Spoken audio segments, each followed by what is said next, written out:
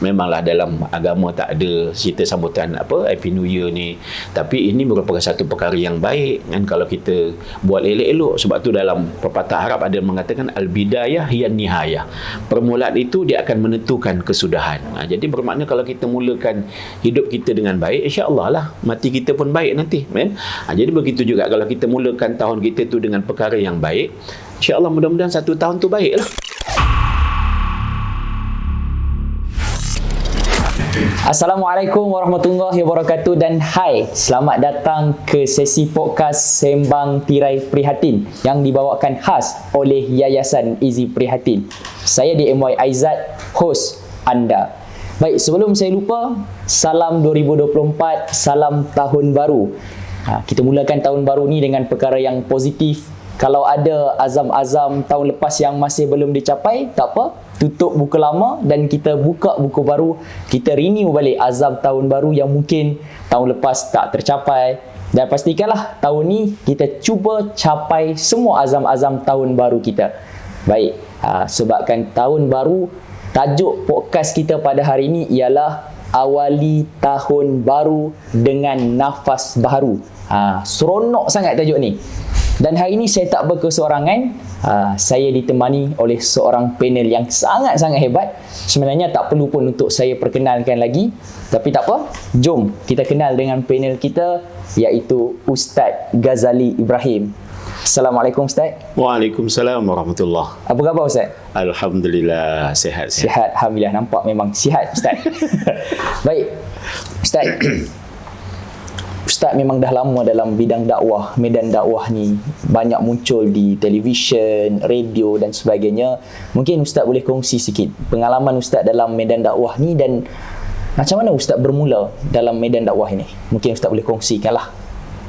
Baik. Terima kasih banyak kepada Da'i siapa tadi? Lupa. Aizat. Oh, Da'i Aizat kan. Orang baru kan. Jadi terima kasih banyaklah sudi sama-sama tampil di STP ni Sembang Tirai Prihatin kan. Dan alhamdulillah kan saya pun dapat jumpa Da'i Aizat dan merupakan orang baru jugalah dalam bidang dakwah. Tapi sebenarnya kalau kita nak cerita dakwah ni dia bukan satu bidang. Dakwah ni sebenarnya satu tanggungjawab seperti mana yang Nabi pun sebut, balighu anni walau ayat, sampaikanlah daripada aku walaupun satu ayat. Jadi kalau nak cerita tentang pengalaman saya berdakwah ni, ceritanya mungkin daripada Jas 1 lagi lah. Ceritanya daripada Jas 1 lagi kan. Jas 1 lagi kan, berdakwah sama-sama kawan lah dekat sekolah kan. Sebab saya ni pergi sekolah, kita dulu dia Jas 1, saya lahir tahun 71, jadi dah Jas 1 saya mungkin tahun 78 tak silap kan. Jadi masa tu dah lahir, belum lahir kan, 78 tu dia kan. So masa saya sekolah dah Jas 1 tu, kita dulu sekolah kebangsaan pagi pakai seluar pendek. Seluar pendek kan. So syukurlah sekarang ni dah boleh dapat sekolah panjang. So maknanya bapak saya imam, mak saya ngajar Quran. Tapi nak macam mana, dulu punya cerita memang sekolah macam tu kan. Jadi saya sekolah pagi tu pakai seluar pendek. Tapi walaupun saya seluar pendek, saya pakai kopiah. Sini, saya pakai songkok ni. Seluar pendek, kopiah? Pakai kopiah. Jadi orang terkejut, ni anak siapa ni? Anak siapa ni? Pergi sekolah pakai seluar pendek tapi pakai kopiah kan. Lepas tu, sebab memang kopiah ni, daripada saya ni, kalau orang panggil lah macam-macam, songkok haji pun dia, kopiah pun dia. Memang daripada kecil sampai sekarang saya tak boleh dipisahkan. Sebab tu kadang bila masuk rancangan TV ni, ada kadang penerbit-penerbit tu minta, dia kata, Ustaz boleh tak buka songkok kopiah ni. Saya kata saya ni tengok TV pun pakai songkok, takkan saya masuk TV tak pakai songkok. Tu dia kan, pakai kopiah kan. Sebab ini bukanlah satu benda yang besar, tapi bagi saya tu sebab dah kebiasaan daripada kecil kan. Kadang saya main bola pun pakai seluar pendek, pakai kopiah juga. Memang tak boleh tinggal. Macam tu daripada kecil kan. Sampai orang bising ni, anak siapa ni main bola pun pakai kopiah lah apa semua. Lalu cakap itu anak imam lah, Imam Ibrahim, mana mau bapak. Oh okey, anak imam okey lah. Jadi maknanya perkara tadi tu dia berjalan secara langsung. Walaupun saya tak ada niat nak jadi ikon dakwah apa-apa ke, tapi macam itulah sebab saya dibesarkan dalam suasana keluarga. Bapak saya ni memang imam masjid, ngajar Quran. Mak saya pun begitu juga. Adik-beradik saya ni kebanyakan semua sekolah agama kan. Jadi bila dah hidup kita macam tu, kita terbiasa terus berjalan lah kan. Dan kita pun tak tahu rupanya itu namanya dakwah. Tapi dakwah bilhal. Dakwah kita je satu mana pandai cakap pun betul tak kan, Quran pun baca Quran pun pelak-pelak lagi kan, tapi rupanya di situlah saya pun dapat tahu rupanya dakwah ni ada satu namanya dakwah bilhal, dakwah dengan perbuatan kan. Jadi sebab tu bila kita faham situasi dakwah ni tak semestinya kita nak kena banyak bercakap apa semua kan, dengan kita punya perbuatan tunjuk perkara yang baik yang bagus pun itu bukan satu dakwah kan. Jadi sampailah sekarang ni kan, umur saya 52 tahun. Jadi dakwah tu memang tidak boleh dipisahkan dalam diri kita lah sebenarnya. Lebih-lebih kalau kita yang dah berniat nak jadi da'i tu, bila dah jadi da'i tu memang kita nak kena bersungguh dan bertanggungjawab lah kan. Jadi sampai sekarang kan, cuma dalam bidang macam-macam dah, dalam bidang penulisan, majalah, surat khabar, buku, dalam bidang bercakap, radio kan. Dulu radio, orang panggil radio lah, sekarang apa podcast ya. Podcast ni dia istimewanya dia ada suara, ada gambar pula kan. Dulu radio masuk radio tu kadang kita cakap pun berdengung kan, sebab kita pakai itu kan. Lepas tu mic satu tak ada orang pun. Jadi bayangkan kita bercakap tak ada orang. Bercakap dekat TV begitu juga, TV depan kamera tak ada orang juga kan. Tapi rupanya yang menonton kita tu ramai. Dekat luar tu ratusan ribu. Radio begitu juga, yang dengar pun ratusan ribu kan. Jadi sampailah sekarang masjid, surau, pejabat lah apa semua, YouTube lah apa semua, konten ke apa semua. Jadi itulah saya punya perjalanan berdakwah, sama ada dalam bidang-bidang tertentu, soal haji, umrah, wakaf, zakat, ataupun dalam bidang-bidang motivasi dan sebagainya lah, macam-macam lah kan. Jadi dah oleh kerana saya membesar dalam situasi yang namanya dakwah tadi itu, jadi sampai sekarang ni pun saya masih lagi berazam untuk terus berdakwah lah, cuma dalam bentuk bidang yang kita mampu, yang kita selesa kan. Sebab kadang macam zaman sekarang ni dengan teknologi yang macam-macam ni, nak buat macam-macam kita pun dah tak mampu dah. Nandak saya pun dah berumur, kalau awak okey lagi lah, muda lagi kan. Jadi dah berumur ni buat cara dah berumur lah kan. Jangan tiba-tiba ngada-ngada pula nak pegang gitar lah apa semua ke kan. Tapi kalau barang tadi itu diperlukan tak salah, yang penting kita kena ada prinsip dalam kita berdakwah. InsyaAllah mudah-mudahan di situlah kita akan dapat kekuatan. Baik, saya tertarik dengan apa yang dikatakan oleh Ustaz tadilah. Sebab masyarakat kita sekarang dia selalu ingat nak berdakwah ni kena jadi macam tabligh, keluar rumah ke rumah, ketuk pintu, ajak. Sedangkan Nabi SAW sebut baliqu anni walau ayah, sampaikan daripada aku walau hanya dengan sepotong ayat. Maksudnya kalau kita nak tunggu kita ni banyak ilmu baru nak kongsi, memang manusia ni ilmunya takkan pernah cukup. Ilmu akan sentiasa ada. Betul. Jadi kita sampaikan apa yang ada pada kita dan kita ajak masyarakat untuk ke arah Islam, untuk menjadi lebih baik. Baik Ustaz. Tajuk kita Tahun Baru. Kalau kita tengok masyarakat kita hari ni, bila sebut tentang Tahun Baru ni, mereka suka nak sambut Tahun Baru. Macam-macam lah PL, cara ataupun style mereka sambut Tahun Baru. Ada yang berkumpul tepi pantai, ada yang main mercun, bunga api, ada yang masuk ke kelab malam dan sebagainya. Jadi apa pendapat Ustaz tentang cara masyarakat kita sambut Tahun Baru, dan boleh atau tak untuk umat Islam sambut Tahun Baru Masihi? Faham. Jadi isu besar di kat sini sebenarnya, kita pertama-tama kita nak kena clear dan kena faham Tahun Baru tu apa sebenarnya. Kan? Jadi tahun baru memanglah kita kalau tak ada tahun baru, maknanya tak ada permulaan tahun, hujung tahun, tak adalah tahun 1, tahun 2. Kita sekolah pun dulu tahun 1, tahun 2, tahun 1, tahun 2 kan. Lepas tu katalah sekarang ni pun kita dah berada di awal tahun 2024, bermakna 2023 kita dah lepas kan. Baru ni kita kena COVID, PKP 2 tahun, 2021, 2022 kan. Jadi rupanya kalau kita sedar, pertama-tamanya bila sebut tahun tu sebenarnya nombor tu berubah daripada 1 jadi 2, 2 jadi 3, 3 jadi 4, betul tak kan? Jadi memang dia ada permulaan, kan? Lebih-lebih lagi kalau setahun tu pula 12 bulan, kan? 12 bulan, bulan 1 sampai bulan 12, Januari sampai Disember, kan? Jadi kalau tak ada perubahan bulan tu, kita akan duduk kat situ, tak pergi mana, betul tak? Kalau tak ada perubahan tahun pun, kita akan duduk kat situ je lah, statistik tak ke mana kita, kan? Jadi bila kita faham, oh itu namanya tahun kan, dan setiap tahun tu dia ada mulanya. 1 Januari 2024 dia ada mulanya, kan? Jadi kalau kita dah faham situasi tadi tu, kita nak kaitkan pula dengan agama, kan? Agama kita, kalau nak cerita pasal tahun baru ni, tak ada cerita pun, tak ada pun sambutan tahun baru ke, digalakkan ke, diwajibkan ke, diharamkan ke, tak ada pula dari segi hukumnya, tak ada, kan? Jadi bila kita tengok, oh tak ada dalam agama, tak ada. Tapi kita hidup biasa sekarang ni, kita dah lalui benda tu, tahun baru. So macam mana ni? Adakah perkara yang kita buat ni yang tak ada dalam agama, suruhan ke larangan tu, macam mana pula hukum dia? Kan? Jadi benda ni bukan kita nak bahas begitu, sebab kalau kita bahas begitu nanti tak habis. Sebab tu ada golongan-golongan, ada puak-puak cakap, oh benda ni haram lah, benda ni bid'ah lah, Nabi tak suruh buat lah. Dia jadi bercelaru. Walhal sebenarnya dalam masyarakat kita ni, perkara tadi tu dah biasa. Betul tak? Betul. Macam contoh ucapan bedil lah, selamat hari jadi contoh, kan, sampai bergaduh pula. Kita tak boleh sebut selamat hari jadi sebab kita tak tahu bila kita jadi, kan? Kita boleh sebut selamat hari lahir, dah pening kepala pula dah, kan? Tapi kek kita belasah jugalah habis makan. Jadi kita tak nak bercelaru kat situ, sebab kalau kita terus berbincang dengan benda-benda tadi, agama tak suruh, tak ada hukum pun, Nabi tak suruh, oh kalau kita buat nanti jatuh dosa ke macam mana, benda tu tak selesai lah, sebab benda ni dah jadi satu perkara kebiasaan, kan? Kebiasaan, al-adatu muhakamatun, sampai kalau dia boleh jadi kaedah hukum tu, perkara yang biasa itu dah boleh jadi satu, kan, hukum, contoh, kan? So sekarang ni masyarakat duk sambut ni, dan awal tahun Happy New Year, kan? Jadi kita dah cakap apa pun, dia orang belasah juga, kan? Terpulanglah nak buat macam mana, kan? Jadi sebab tu Allah ciptakan kita ni Allah ciptakan manusia.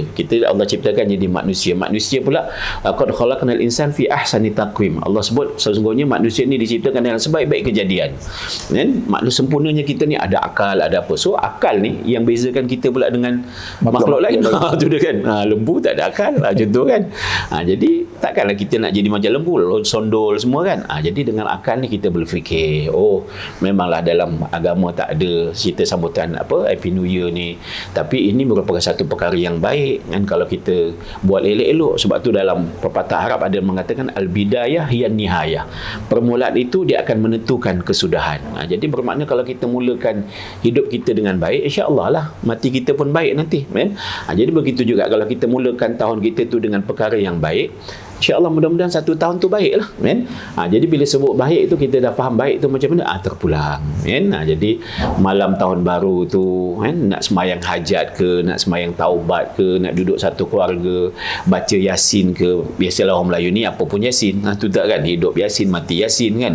Tak apalah, tak ada masalah pun, apa salahnya pun kita duduk ramai-ramai satu keluarga, kan, kita berdoa ke, kan, minta ampun banyak-banyak pada Allah atas apa yang dah lepas kesilapan, lepas tu minta tolong sungguh pada Allah supaya awal tahun diberi kekuatan untuk buat apa-apa lagi kebaikan, kan? Lepas tu dalam masa yang sama pula nak bincang dengan anak beranak, abang dah naik darjah 1, kan, betul tak, kan? Ini dah masuk tadika, contohlah, kan? Jadi kat situlah mak pula, kan, Umi pula umur dah tambah 1 tahun, Abi pula umur dah kurang 1 tahun, contoh, kan? Contohlah, kan? Jadi masa tu sebenarnya boleh je kita nak bincang, kan? Nak bincang sebab apa? Sebab perkara tu memang tidak ada pun tuntutannya, tapi sempurnanya tu ada, kan? Dan Allah jadikan sempurna ni bukan kosong, untuk kita berfikir jugalah. Jadi apa salahnya kita isi perkara tadi tu dengan perkara-perkara yang baik, kan? Sebab kita nak ambil berkat tadi tu al-bidayah yan nihayah, permulaan tu dia akan menentukan kesudahan. Jadi bila mana kita mulakan yang permulaan tadi tu dengan benda-benda yang baik, perkara yang baik, insya-Allah lah mudah-mudahan. Jadi sebab tu tidak ada satu pun SOP. Guideline. Mesti kena sambut macam ini, mesti kena sambut macam ini, mesti kena sambut, tidak. Kan? Mesti kena tengok bunga api, tidak. Contoh, kan? Mesti tidak, kan? Cumanya dah oleh kerana kebiasaan orang semua buat macam tu, So akhirnya kita pun satu family, kita buat keputusan kita nak buat macam mana. Nak pergi umrah ke, contoh nak puasa ke ramai-ramai ke hari tu ke, Baca Yasin ke, baca Yasin ke, nak pergi buat majlis makan ke, nak sambut dekat kedai makan ke, silalah. Yang penting macam tadi, kita Allah dah bagi akal, yang haram tu haram, dan yang wajib tu wajib, yang halal tu halal. So maknanya janganlah kita raikan malam tahun baru tu dengan melakukan perkara yang haram, maksiat dan sebagainya. Maksiat dan sebagainya. So buatlah benda-benda yang baik. Benda yang baik tu tak semestinya kita nak kena cerita kat orang, nak kena update kat orang. Kita bangun tengah-tengah malam mungkin bertahajud ke, sembahyang sunat taubat 2 rakaat, sembahyang sunat hajat 2 rakaat, sembahyang tahajud 2 rakaat, kita doakan semualah untuk kawan-kawan kita, teman-teman kita, pemimpin kita, negara kita. Silalah, kan? Jadi sebab bukan semua perkara yang baik tu kita kena cerita, kan? Elok juga kita sorok-sorokkan, kan? Dalam Quran pun apa yang Allah sebut tu, faman ya'mal mithqala dzarratin khairan yarah, kan? Siapa yang buat benda baik ni walaupun sebesar zarah, orang tak nampak, orang tak nampak, Allah tahu, Allah nampak, kan? Jadi sebenarnya dalam konteks kita menyambut tahun baru ni memang tak ada pun perbahasanya, tak ada pun. Memang tak ada, bukalah kitab apa pun. Tapi oleh kerana masyarakat dah menyambut macam itu, yang Islam ke, yang bukan Islam ke, benda tu sekali jalan. Dan bukan masyarakat Malaysia saja, boleh kata semua satu dunia. Satu dunia, kan? Satu dunia. Jadi oleh kerana itu dah berlaku, so kita ni orang Islam, kita ada agama, kita ada panduan, kita ada Tuhan, kita ada syariat. So dan kalau nak sambut juga, nak buat juga, buatlah elok-elok, buatlah baik-baik supaya dia tidak mencacatkan kita punya amalan, kita punya perhubungan, kan, sesama Allah dan juga sesama manusia. Sebab satu tahun tu kita ada 365 hari. Ya. Kalau kita mulakan hari yang first tu dengan perkara yang tak baik, macam mana kita nak go through the whole year tu. Jadi yang saya faham, kalau ikutkan Islam ni tak ada larangan ataupun tak ada dia menyuruh untuk kita menyambut tahun baru ni. Jadi terpulang kepada kita, Allah beri kita akal, kemampuan untuk kita berfikir, dan terpulang kepada kita sendirilah macam mana kita nak sambut tu. Dan seeloknya kalau kita umat Islam ni sambut dengan perkara-perkara yang baik lah. Dan mudah-mudahan bila mana kita bermula dengan perkara yang baik, sepanjang tahun pengakhirannya insya-Allah akan jadi lebih baik dan diberkati. Baik Ustaz, tajuk kita hari ini seperti yang saya sebut tadi, awali tahun baru dengan nafas baru. Nafas baru maksudnya something new. Dan saya faham bila nak masuk tahun baru ni banyak benda nak kena baru, duit dan sebagainya. Yalah, awal tahun baru anak-anak nak masuk sekolah, duit pun dah makin kurang. Jadi bila sebut tentang tahun baru ni, apa antara dilema yang kerap berlaku dalam masyarakat kita, Ustaz? Dia macam-macam lah, kan? Dia ikut orang. Ikut orang lah. Kalau anak-anak, macam anak-anak macam tadi lah, tahun baru je dia fikir nak baju baru, kan? Semua nak baru, semua nak baru, kasut baru, kan? Kalau bos pula kereta baru contoh, kan? Apa lagi kalau mak ayah lah, mak pening kepala dah, anak aku ni nak pindah sekolah, nak masuk universiti, nak kena keluar belanja lagi, kan? Yang berniaga pula macam tadi lah, office aku ni nak kena cat ke, nak kena apa ke, nak kena buat marketing ke apa ke, kena keluar modal lagi, kan? Jadi kalau negara pula negara lah, jadi bermakna dia sebenarnya ikut situasi masing-masing. Cumanya macam tadi lah, kan? Kita cerita tentang di segi kita ni orang Islam, kan? Sebab kita dah ada panduan-panduan, kan? Kadang ada perkara yang kita tak perlu nak bimbangkan pun, kan? Kenapa kita nak bimbang sangat dengan tahun baru? Sebenarnya tahun baru sama je apa pun. Cuma macam tadi lah, persepsi kita bila sebut tahun baru, semua nak kena baru, rumah nak kena baru, kereta nak kena baru. Jadi bila berubah semua benda tadi, belanja pula nak kena keluar. Jadi memang pakai duit lah nanti macam-macam, kan? Nak kena pindah sekolah, anak pula daripada sekolah ni nak pindah, dia fikir macam tu. Aku tak boleh duduk satu sekolah, tak boleh duduk satu rumah, tak boleh duduk kat satu office, mesti nak kena pindah-pindah. Jadi kalau kita berfikir macam itu, akhirnya benda tu yang menyusahkan kita juga. Walhal sebenarnya sama je, tak ada apa. Cuma yang nak kena barui dia punya azam. Dia punya azam di dalam ni. Okey, tahun lepas aku berjaya kurangkan berat badan aku 5 kilo. Contoh. Tahun ini aku azam nak kurangkan 10 kilo. Contoh kan. Tahun lepas aku Isnin puasa, Khamis tak dapat puasa, kan? Jadi mungkin nak azam Isnin Khamis. Apa lagi? Tahun lepas aku sembahyang berjemaah ada fail. Lagi tahun ni aku cadang sembahyang berjemaah 5 waktu nak buat. Tahun lepas aku punya tarawih 8 rakaat je. Kan? Tahun ni aku cadang 20 rakaat. Contohlah kan. Tahun lepas aku punya apa lagi? Jadi bermakna yang perlu diubah, yang perlu diperbaiki tadi tu jadi punya azamnya, dia punya semangatnya. Kan? Sebab kalau kita nak ubah apa yang luar ni, tu jadi macam-macam tu. Betul tak? Keluar kos, keluar itu, keluar ini, dah pening kepala lah apa semua kan. Sebab yang penting tu hijrah yang dalam. Kan? Yang dalam tu kita perbarui dengan berubah tahun tadi tu, kita pun ubah kita punya dalaman, kan? Dalam bentuk yang kita mampu lah. Jangan kita paksa pula kan? Tinggalkan terus perkara tu. Aku nak buat terus benda ni. Aku cadang tahun ni aku nak khatam 30 juzuk. Contoh kan. Pengsan lah.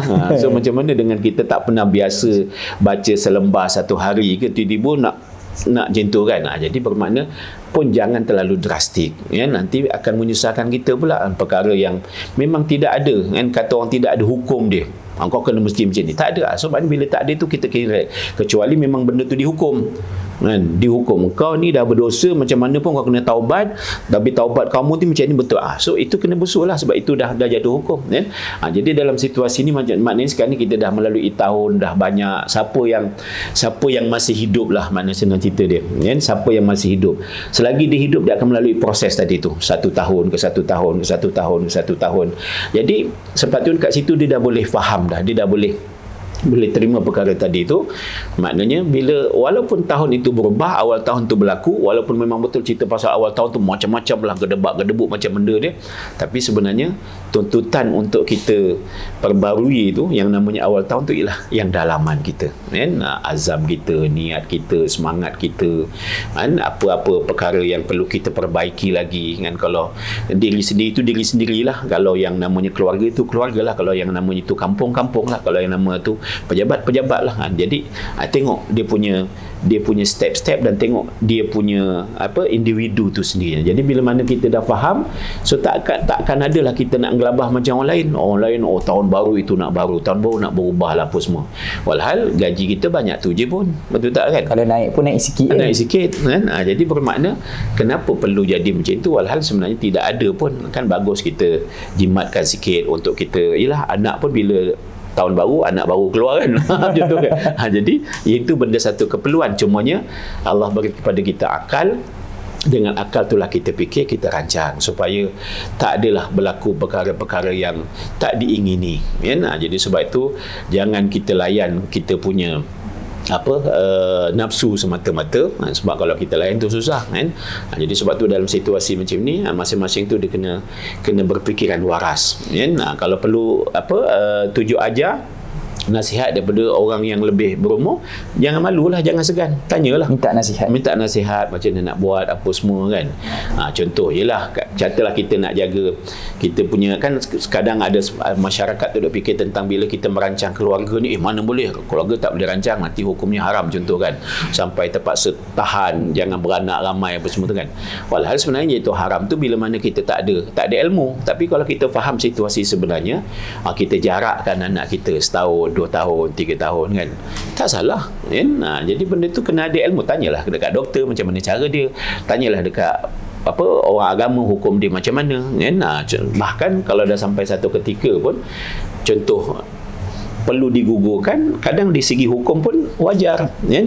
Jadi dia ada situasi-situasi yang mungkin memang betul bila tahun tu berubah, dia tak sama dengan tahun lepas. Walaupun kita melalui proses tahun tadi tu, tahun lepas kita mungkin seorang, tahun ini kita berdua dengan ada suami, pasang isteri, betul tak? Tahun ketiga mungkin kita dah bertiga pula sebab ada anak kan. Jadi mungkin walaupun kita akan lalui proses tahun baru, tapi situasi tu mungkin dah berubah. Jadi kalau kita tak ada idea untuk mendepani tahun baru tu, kita boleh bertanya kepada abang kakak kita macam mananya. Dan satu yang keduanya macam tadilah kan, kita jangan letakkan kita punya keresahan terlalu sangat kan, habis macam mana ni, tahun baru dah aku tak ada apa-apa, duit saving pun tak ada. Relax lah, kau boleh hidup 1 tahun tenang, tak ada berhutang, betul tak? Kena banyak syukur lah. InsyaAllah lah tahun depan nanti kita bekerja kan, carilah rezeki lebih. Kalau nak saving lah untuk masa depan, silalah. Jadi maknanya jangan sampai kerisauan kita tu, dia tu baru kerja 3 tahun tengok ada 3 juta dalam akaun dia, betul tak kan? Kita ni dah kerja 10 tahun kan, 10,000 pun tak ada. Jangan tengok orang, tengok saiz baju kita kan. Jadi itu antara perkara yang memang masing-masing kita nak kena terima, nak kena lalui kan. Dan kita, itulah sebenarnya proses peningkatan diri kita kan, peningkatan diri kita. Kat situ kita tengok, insya-Allah lah, kalau kita faham itu perjalanan dia, senang lah. Tapi kalau kita tak faham, nanti jadi susah. Itu antara dia. Maksudnya walaupun perkataan tahun baru, ada baru tu, tak semestinya bila masuk tahun baru semua benda nak kena baru. Betul. Itulah kadang-kadang masyarakat kita dah terbiasa dengar tahun baru, kalau boleh semua nak baru, kereta nak baru, baju nak ada baru. Ada jualan pula kan. Betul? Ada sale pula. Ada sale hujung tahun pula. Tapi bila dah kita tengok dengan ekonomi sekarang tak mampu dan sebagainya, bila nak beli semua benda baru tak mampu, stres, akan ada efek kepada kesihatan mental.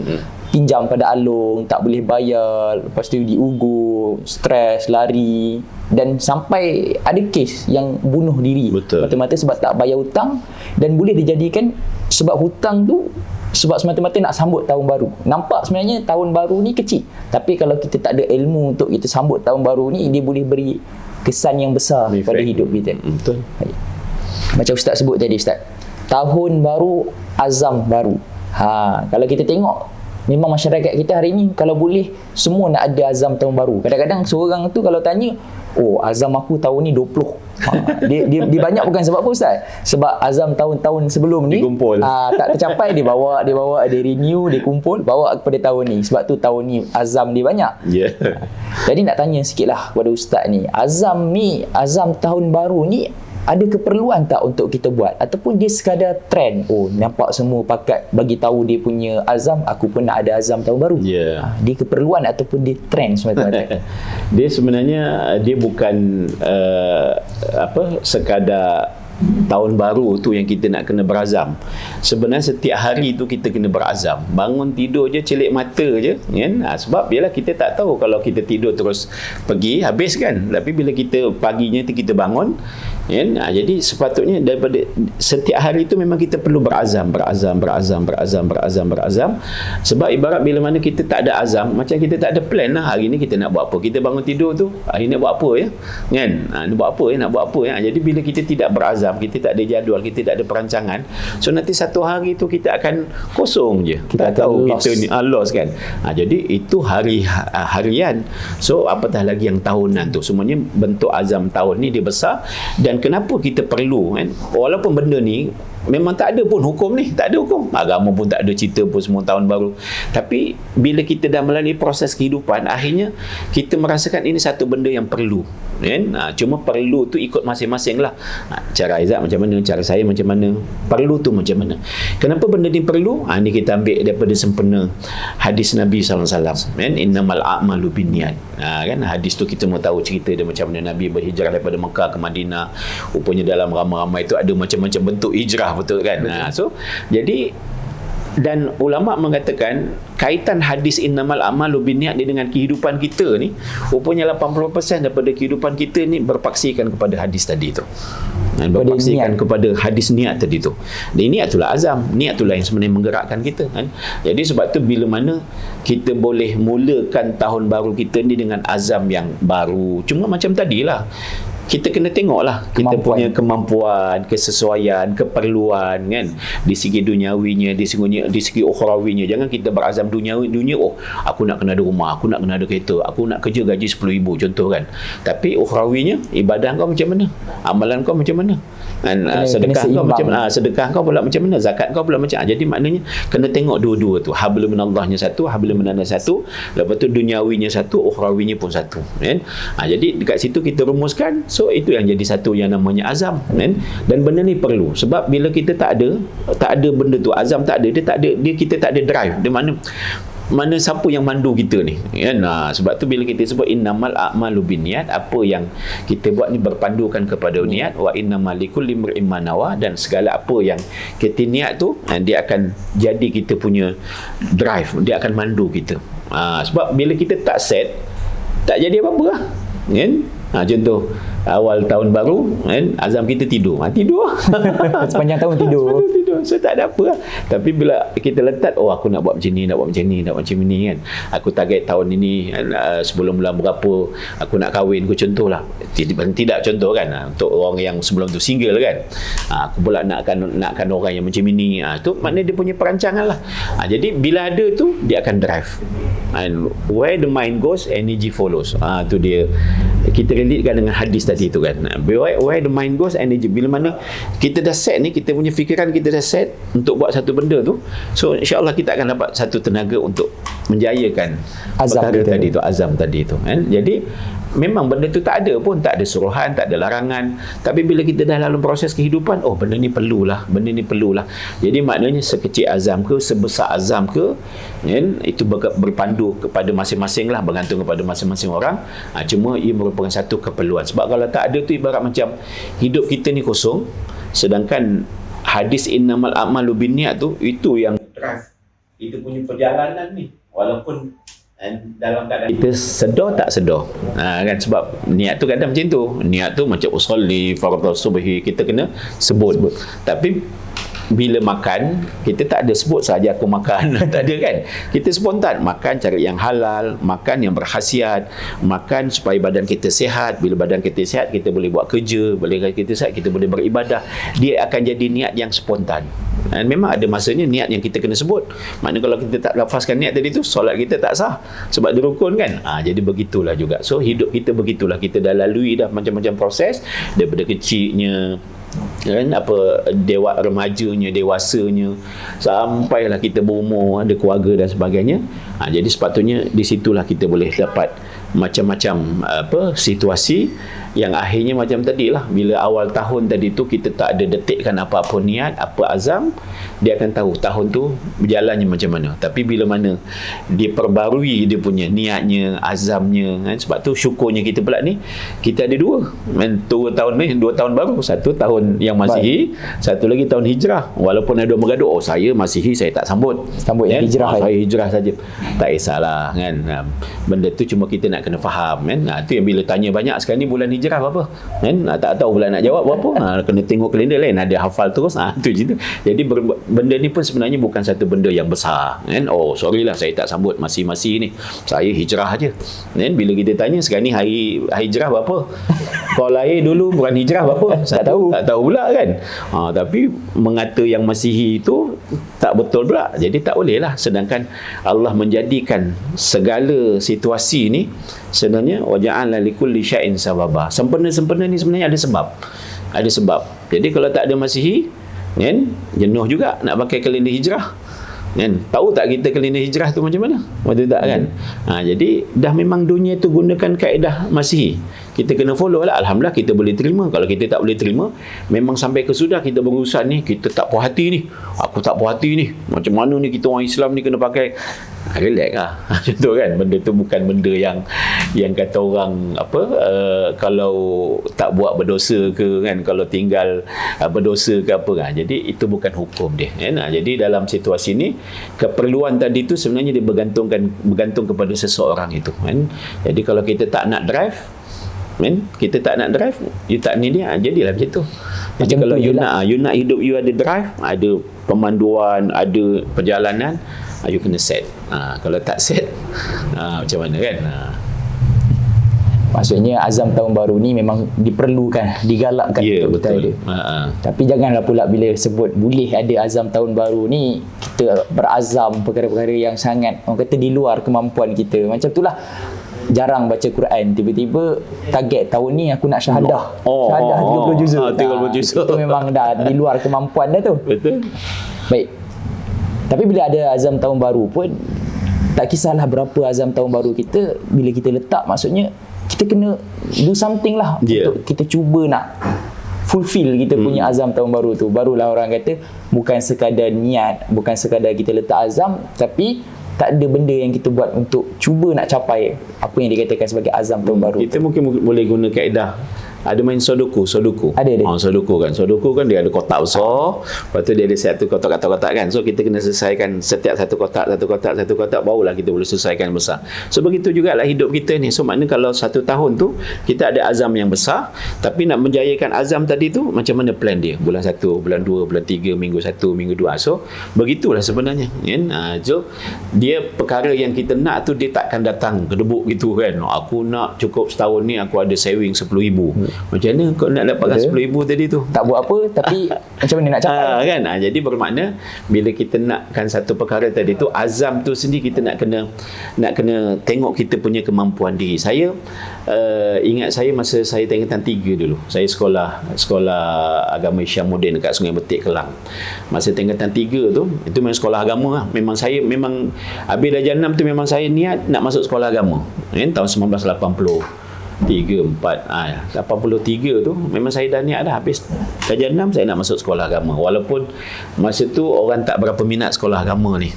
Masa tu sekolah yang popular lah SAL, Star, Methodist, High School, MCKK. Jadi sekolah agama ni kurang glamour. Tapi saya nak sekolah agama. Memang saya nak. So alhamdulillah saya dapat masuk sekolah agama tingkatan 1. Tingkatan 3 sebelum habis sekolah tu, keluar sekolah ujung tahun, cikgu bagi satu borang, so masing-masing kena letak biodata lah. Sampai dekat cita-cita tu, cita-cita. Saya jawab nak jadi apa cita-cita ni? Pening kepala ni. Saya tengok kawan saya sebelah doktor. Betul. Sini lawyer, sebelah sana engineer, sini belakang dahsyat lah dia punya ni kan. Tapi akhirnya saya terfikirlah, sebab cikgu tu cakap, dia kata senang je, cita-cita ni tak usah pergi jauh-jauh, tengoklah kita punya latar belakang, tengoklah kita punya keluarga kan. Kalau rasa-rasa kan, mak ayah kita ni mungkin ustaz ke apa ke, imam ke, mungkin kita ni boleh jadi ustaz je lah kan, macam tu kan. Ataupun rumah kita katalah bapak kita ni berkebun lah apa semua, mungkin kita boleh jadi petani yang berjaya, contohlah kan. So saya pening kepala, saya letak dalam borang tu, dia kata cita-cita ustaz. Jadi 1986 ialah 1986 masa tu saya tingkatan 3. Bila tanya je cita-cita nak jadi apa, memang cita-cita saya nak jadi ustaz. 1986. Jadi 1987 saya start pergi Pakistan belajar tahfiz Quran. 1989 1990 saya pergi ke Mesir belajar bahasa Arab.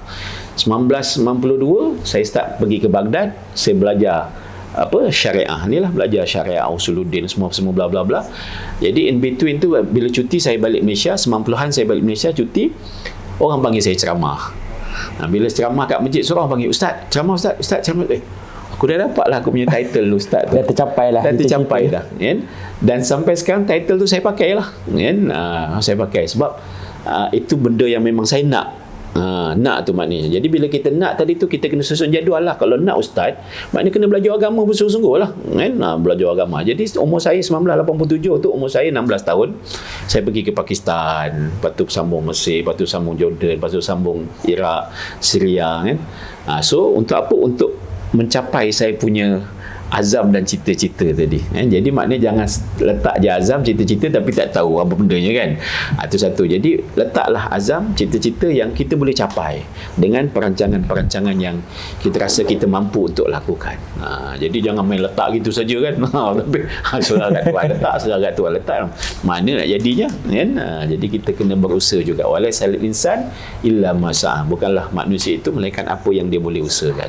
Baik, Ustaz, kalau macam kita yang dah besar, yang dewasa ataupun sekolah menengah lah, kita dah boleh fikir apa azam kita. Tapi macam mana untuk adik-adik kita yang dekat sekolah rendah, mungkin prasekolah, macam mana, siapa yang bertanggungjawab untuk tanamkan azam dalam diri mereka? Adakah mak ayah dekat rumah ataupun cikgu dekat sekolah? Siapa yang bertanggungjawab? Dia kalau ikutkan betul lah, yang namanya anak-anak ni tanggungjawab mak ayah adalah tanggungjawab cikgu je lah. Cuma isu tanggungjawab tadi tu kita jangan terlalu membebankan. Bila kita bebankan, aku mak bapak, aku pastikan anakku kena berjaya apa semua. Jadi bila kita fikir macam itu, dia terbeban. Bila terbeban tu jadi hidup stres tadi tu. Sekolah betul-betul, belajar betul-betul. Mak dah hantar pergi sekolah apa semua. Dah keluar belanja ni apa, kenapa tak nak kau ingat mak senang cari duit? Jangan cakap itu. Jadi bila dia terbeban dengan tanggungjawab tadi tu, tu jadi stres. Jadi sebab tu kita kena follow the flow, relax saja. Sebab budak ni pun darjah 1, dia masuk darjah 1, umur dia 7 tahun. Betul tak kan? Memanglah dulu zaman saya sekolah dulu, masuk darjah 1 tu baru belajar A, tulis A. B, baru zaman tu tahun 1978 tu saya darjah 1, masa tu baru tulis, baru belajar. Tapi zaman sekarang tak. Tadika dah belajar, taska dah belajar, betul tak? Jadi bila masuk darjah 1 je, dia nak pastikan budak itu dah boleh menulis, dah boleh membaca, dah boleh mengeja. Itu sebab kata orang, kita punya peredaran zaman lah, nak macam mana kan. Tapi kalau ikutkan proses is proses, maknanya kalau kita boleh lalui proses tadi tu dengan tenang, insya-Allah tak stres lah. Jadi sekarang ni yang jadi stres tadi tu sebab kita meletakkan tanggungjawab tu macam gunung nak tu apa jatuh atas kepala gitu kan. Jadi relax. Sebab kalau kita hajar budak ni pandai macam mana pun, umur dia darjah 1, ada dia pergi bank.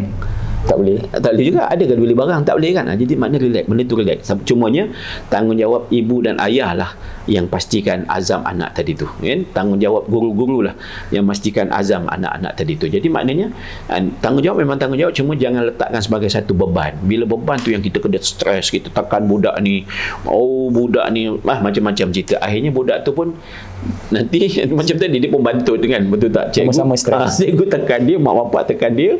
Walhal sebenarnya itu zaman kanak-kanak yang perlu dilalui dengan penuh ceria, betul tak? Lari sana, lari sini, kejar sana, kejar sini, kencing bawah pokok lah apa semua. Itu contohlah kan zaman kanak-kanak. Tapi bila kita dah stres kan macam itu, jadi zaman kanak-kanak tu macam tak ada dekat budak-budak tu. Akhirnya dia tak melalui kehidupan yang stabil lah ya? Sedangkan perlu juga ada masanya seronok, gelak ketawa. Tapi bila mak bapak balik rumah, mana kerja rumah, buka buku apa semua kan, terus buat kerja. Terus buat kerja kan. Malu mak bapak ni kata jangan jaga muka mak. Budak kecil tak tahu apa pun kat sekolah tu, kita tak tahu dia buat macam mana kan. Dia gaduh lah apa semua. Cikgu pula satu hal, bagi tahu ini cikgu mak bagi mak balik ni buat kerja rumah apa semua kan. Cikgu jadi hidup tu kena tenang kan? Walaupun proses tu kita perlu lalui, tapi macam tadilah kan? Tak ada pun setakat ni, tak pernah ditunjukkan dalam dunia pun budak darjah 1 dah boleh memimpin negara ke apa. Tak ada pun. Sebab di segi tanggungjawab pun umur tak lepas. Umur 18 tu tak lepas kan. Jadi bila kita faham itulah situasi dunia, so let's relax lah. Tapi tanggungjawab jaga. Maknanya anak-anak tadi tu fardu ainnya kan, mengaji agamanya, solatnya kan, ngaji Qurannya, biarlah ikut proses dia kan. Sebab tu saya menggalakkan sangatlah mana-mana ibu bapa yang walau sibuk macam mana pun, kalau ada anak-anak kecil ni, carilah sekolah yang kalau boleh dia ada 2, akademi dan agama kan. Atau pagi ambil petang pun tak apa. Walaupun yang dah sedia ada ni, kadang pagi sekolah agama, petang sekolah kebangsaan, kadang terbalik kan. Ambil lah. Sebab walaupun nampak proses sekolah tadi tu macam tak best sangat, betul tak kan? Betul. Tapi sebenarnya itu proses pendidikan yang sangat bagus untuk anak-anak kita kan.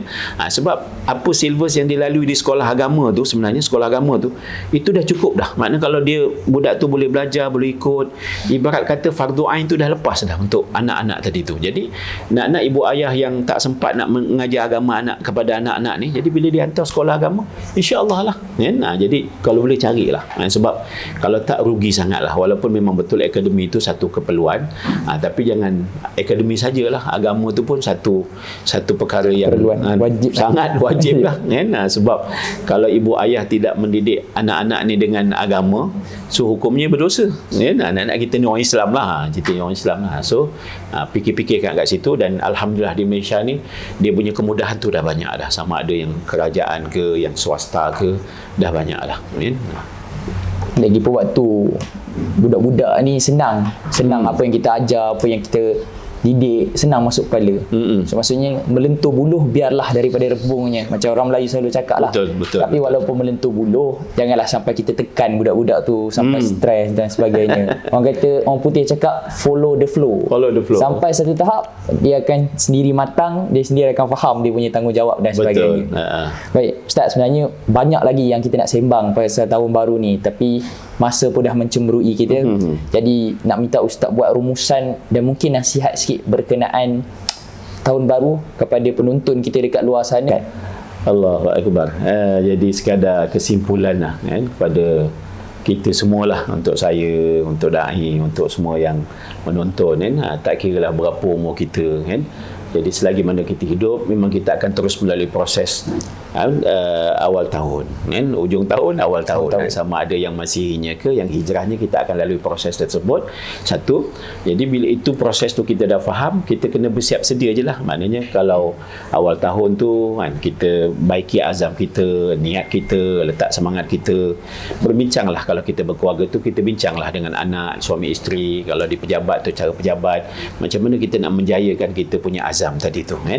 Sebab apa? Sebab yalah, kalau setiap tahun tak ada peningkatan di segi amalan, betul tak kan? Jadi nampak sangat rugi lah kan? Masa terus berlalu kan? Berlalu lah umur tu, habis tahun, setahun, nampak macam umur tu panjang, tapi sebenarnya yang panjang tu makin dekat dengan kematian kan?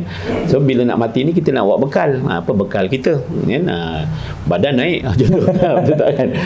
Macam-macam lah, tapi amalan-amalan tadi tak naik. So itu pun nak kena fikir. Sebab apa? Sebab pepatah Arab pun ada menyatakan laisa sa'adata jam'a malin, bukan yang dikatakan bahagia itu dengan mengumpulkan harta, walakinna sa'adata hiya tuqa kan? Tetapi yang dikatakan bahagia itu ialah takwa kan? Iman, takwa, amal kita kan. Jadi kita ni orang Islam, lagilah dididik kan, selagi mana kita hidup terus kita buatkan kebaikan, tinggalkan kejahatan kan, tinggalkan keburukan. Buatlah baik walaupun orang nampak ke orang tak nampak ke, buatlah baik walaupun besar ke kecil ke kan, tak ada masalah. Sampai kita diajar tu, paling bagus tu bila mana kita bersedekah dengan tangan kanan tu, kiri tak nampak. Kita tersedekah dengan tangan kiri ni, kanan tak nampak. Ini paling dekat ni, paling dekat. Jadi itu maknanya nak mengajar kita supaya ikhlas. Buat apa pun, nampak ke tak nampak ke, yang penting ikhlas. Banyak ke sikit ke, yang penting ikhlas. Besar ke kecil ke, yang penting ikhlas kan? So itu proses kita. Sebab hujungnya nanti kita akan bertemu Allah Subhanahu Wa Taala, membawa amalan-amalan kita yang ikhlas, yang bersih, yang suci kan? Jadi kalau kita habiskan setahun kita begitu saja, tanpa azam, tanpa kita punya perancangan, rugi lah kan? Sebab Allah dah bagi kepada kita umur, nyawa dan sebagainya. Jadi insya-Allah lah sama-sama kita tanah azam. Dan mungkin untuk tahun 2024 ni, satu perkara yang mungkin saya boleh ialah sadangkan kepada semua kita ni lah kan.